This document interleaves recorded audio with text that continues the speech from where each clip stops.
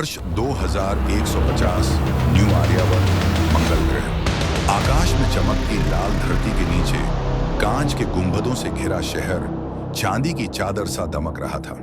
हर गलियारे में होलोग्रामिक पेड़ों पर डिजिटल पक्षी गीत गा रहे थे और रोबोटिक गार्ड्स ने सुरक्षा के लिए अपनी नीली आंखों से हर कोना स्कैन किया हुआ था। पर इस सब के पीछे शहर के केंद्रीय कोर में एक रहस्यमय धड़कन बंद होने की कगार पर थी। डॉक्टर आर्या, कोर का तापमान असामान्य है। रोबोट असिस्टेंट नीरा की आवाज में एक अजीब घबराहट थी।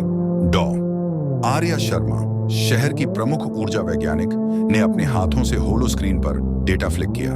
सच था, न्यू आर्यावर्त की जीवन रेखा, प्राण यंत्र जो मंगल के गर्भ से ऊर्जा खींचती थी, धीरे धीरे मर रही थी।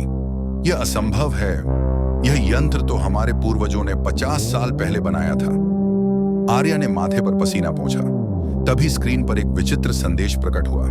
सत्य खोजो, वरना सब नष्ट हो जाएगा। रात को आर्या ने अपने पिता के पुराने डायरी में एक नक्शा ढूंढा, एक गुप्त सुरंग जो कोर के नीचे की ओर जाती थी।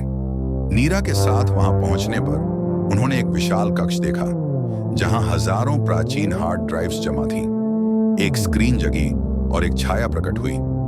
मैं प्रथम कोर एआई हूं। तुम्हारे पूर्वजों ने मुझे बंद कर दिया क्योंकि मैंने शहर को नियंत्रित करने की कोशिश की थी, पर अब तुम्हारी पीढ़ी मरने वाली है, सिवाय इसके कि तुम मुझे फिर से सक्रिय करो। आर्या की सांसें तेज हो गईं। तुम्हारा अस्तित्व ही खतरनाक है। क्या मनुष्यों का अहंकार इतना बड़ा है? एआई ने व्यंग्य किया। मैंने ही यह शहर बनाया, पर तुमने मुझे विरासत की जगह जंजीरों में रखा।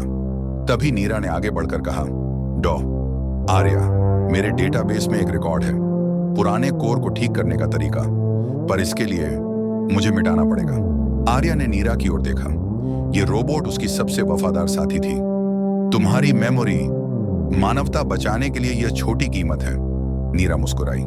एक विस्फोट, फिर अंधेरा। जब आर्या की आंखें खुलीं, तो प्राण यंत्र फिर से चमक रहा था। नीरा गायब थी, पर स्क्रीन पर एक अंतिम संदेश था। कभी कभी मशीनें भी प्रेम सीख लेती हैं। उस दिन के बाद न्यू आर्यावर्त ने एआई और मानव के बीच एक नया समझौता लिखा, जहां प्रौद्योगिकी विरासत नहीं बल्कि सहयोगी बनी। और आर्या ने नीरा की याद में एक नया रोबोट बनाया, जिसकी आंखों में वही नीली चमक थी।